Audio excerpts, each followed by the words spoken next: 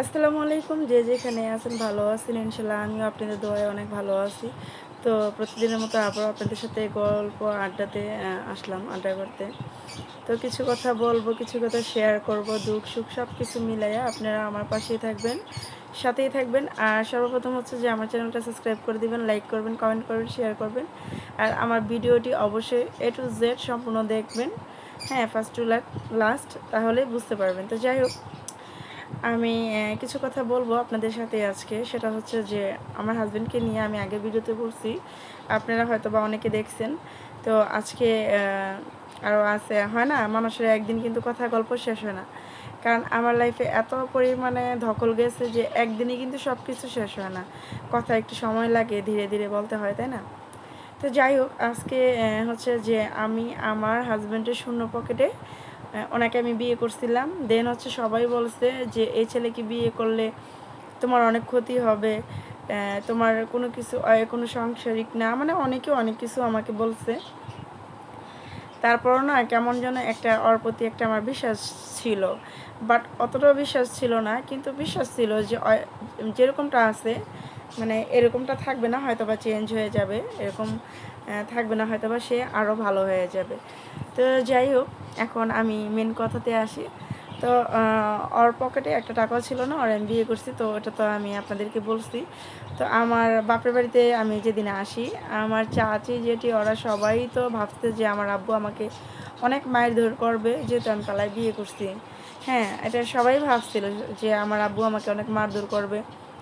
আমার এক চাচি ছিল আমাদের জানলার পাশে, আরেক চাচি ছিল আমাদের বারান্দায়, আর এক চাচি ছিল আশেপাশে ঘুরতেছে যে আমার আব্বু কি আসলে আমাকে মারবে কি না। তো আমার হাত পা এত কাঁপতেছিল যে আমি আব্বুর সামনে কীভাবে যাব, বা কীভাবে কি বলবো না বলবো, আব্বু যদি আবার আমাকে মারে, মানে অনেক চিন্তা ভাবনা ছিল। তো আমার আম্মা বলছে যে ডোন্ট ওরি, মানে কোনো টেনশন নিও না, তুমি যাও, তোমার কিছু বলবে না। তো আমি তো খুব ভয়ে ছিলাম। যতই হোক উনি আমার আব্বু, আর আমার আব্বুকে আমি যথেষ্ট পরিমাণে ভয় না, এটা আমি যথেষ্ট পরিমাণে সম্মান করি। আর যেহেতু আমি এরকম একটা কাজ করছি, ওনার একটা মাত্র মেয়ে ছিলাম, তো যেহেতু আমি এরকম একটা কাজ করছি, আমার ওনার সামনে যেতে আমার কাছে আনইজি লাগছিল, আমার লজ্জা লাগছিল। তাই আমি আমার আব্বুর সামনে যাইতে পারি না। এটা ভয় না, কিন্তু ভয়ও কাজ করছে, বাট লজ্জা অনেক করছে যে আমি কিভাবে আমার আব্বুর সামনে যাব। তো যাই হোক, আমার আব্বু তো এই বড় বড়, আমার আব্বুর চোখ এত বড় বড় করে রাখছে, আমি তো খুব ভয় পেয়ে গেছি। আমার হাত পা কাঁপতেছিল, আমার চাচি ওরাও ভয় পেয়েছিল সবাই। তো আমার আব্বু কী করলো, বলতেছে এদিকে আসো, এই মেয়ে এদিকে আসো। তো আমি আমার আব্বুর কাছে গেলাম, বসলাম। পরে আমার আব্বু আমাকে দেখে এত কান্না করছে, বলতেছে দেখছোস ওই আমার মেয়েটারে নিয়ে কি না খাওয়ায় কি শুকায় রাখছে। এই যে আমার এইভাবে আমার আব্বু আমার হাত ধরে বলতেছে আমার মেয়ের হাতের রগগুলো দেখা যায়, ওই কি ঠিক মতো খাওয়ায় না, মানে আমার হাজব্যান্ডের কথা বলতেছে।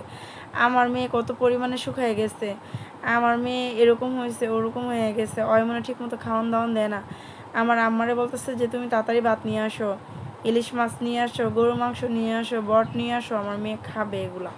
তো আমার আম্মু বলতেছে যে এগুলো তো তোমার মেয়ের জন্যই তুমি আমারে করাইছো, তুমি না বললেই কি আমি বুঝি না। পরে আমার আব্বু বলতেছে এত কথা বলতে হইব না, তোমার খাবার দিতে বলতেছি, তুমি খাবার এনে দাও। পরে আমার আব্বু জোর করে এই খাবারগুলো আমাকে খাওয়াইলো, আমাকে খুব যত্ন করে খাওয়াইলো, খুব সুন্দরভাবে বুঝাইলো, আমাকে অনেক কিছু বুঝাইলো, অনেক কিছু বললো। আমার আব্বুর একটাই কথা ছিল যে তুমি তার সাথে সংসার করলে তোমার সুখ হবে না, তুমি চলে আসো। আমার আব্বুর কথা ছিল, এরকম একটা কথা ছিল। তো আমার আম্মু তখন বেশি একটা ছিল না, মানে আমার আম্মু ওই আমার হাজব্যান্ডের পক্ষে ছিল না, কারণ ওই লোকটাই ছিল তখন ওরকম এলোমেলো ছিল। কোনো মেয়ে সন্তান চায় না যে এলোমেলো একটা ছেলের সাথে সংসার করুক, কারণ এটা তো মেয়ের ভবিষ্যৎ অন্ধকার, সেটা মানে জানে, বাপ মারা ভালোই বোঝে যে কোনখানে দিলে মেয়ে ভালো হবে। তো যাই হোক, আমি বলছি ঠিক আছে আব্বু, আমি ওর সাথে সংসার করবো না, ঠিক আছে আমি ওরে ডিভোর্স দিব, এরকম একটা ব্যাপার ছিল। তো বিশ্বাস করবেন না, তো আমার হাজব্যান্ড তো এই দিক দিয়ে এত ফোন দিতেছে, মানে অনেক ফোন দিতেছে, আমি তো ফোনটা সাইলেন্ট করে রাখছি। তো আমি আমার আব্বুকে বললাম যে ঠিক আছে আব্বু, আমি ওর কাছে আর যাবো না, আমি আপনাদের সাথে থাকবো, আপনারা যা বলবেন আমি তাই শুনবো, এরকম একটা ব্যাপার ছিল।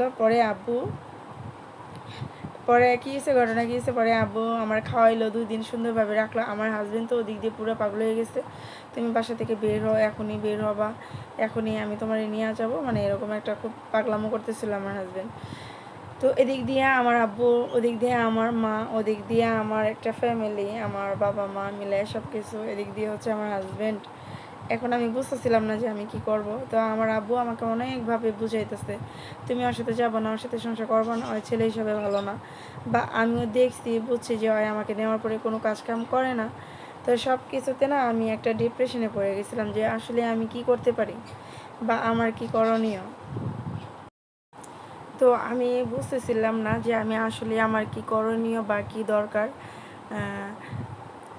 আরেকটা কথা বলি মাঝখান দিয়ে, যে আমি, আপনারা বলবেন না যে এই চশমা বা সানগ্লাস নিয়ে এত ভাব কিসের।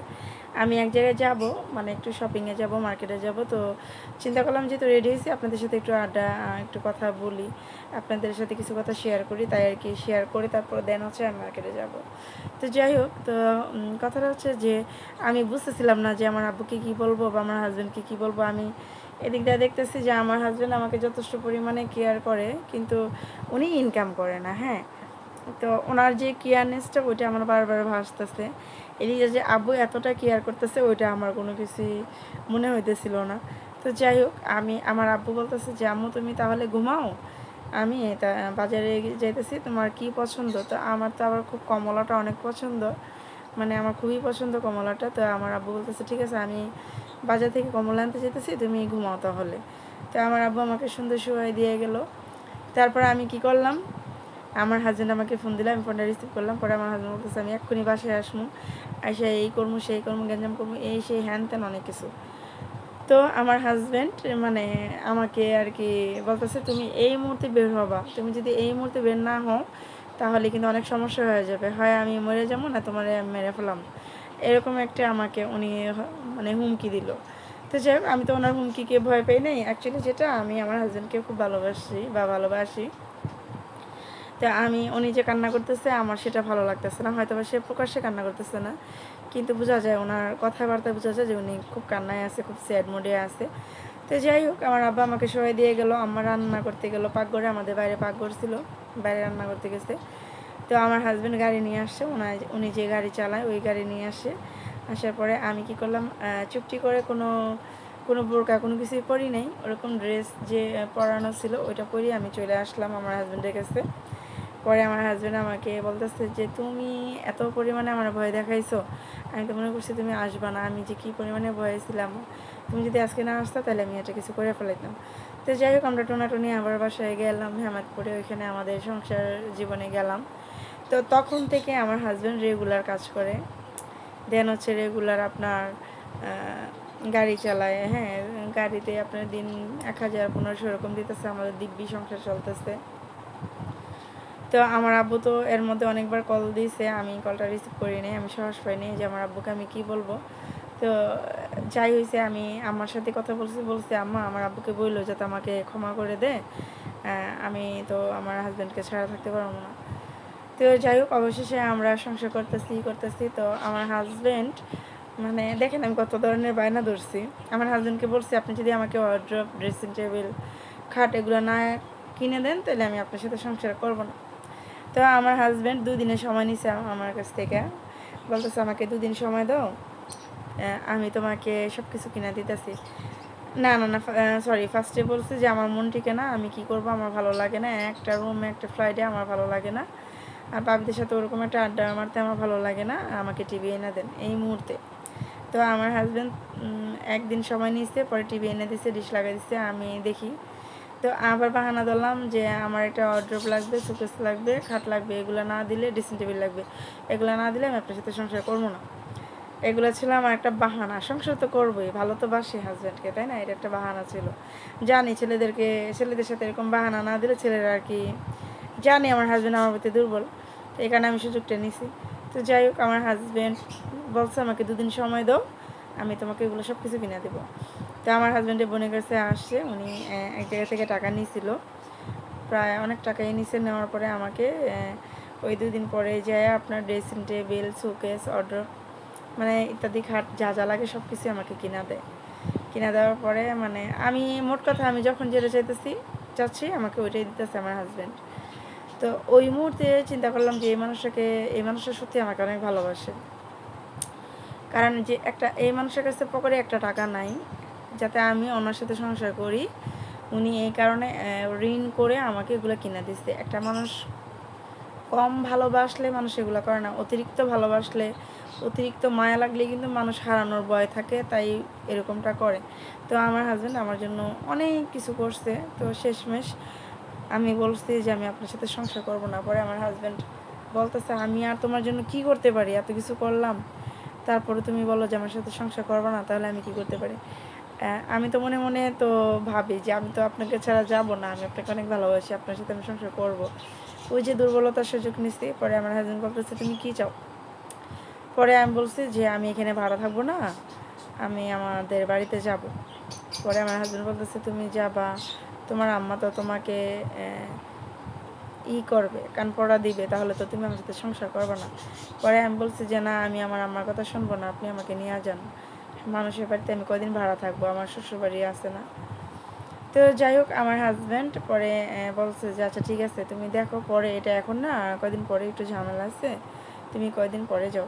তো এর মধ্যে আবার আমার আম্মার তখন, এটা আমার আম্মা মারা যাওয়ার আগের ঘটনা, তো এর মধ্যে আবার আমার আম্মা টিউমার ছিল পেটে। তো এখন আম্মাকে অপারেশন করানো হবে। তো আমার একমাত্র মেয়ে আমি, তো আমি যদি ওনার পাশে না থাকি তাহলে তো আর হয় না। তো আমার আম্মা আমাকে বলল যে এরকম এরকম আমি তো অপারেশন করব, তুমি কি আসবা? তো আমি বলছি হ্যাঁ আমি যাব না কেন, অবশ্যই যাব। পরে আমি আমার আম্মার কাছে আসি।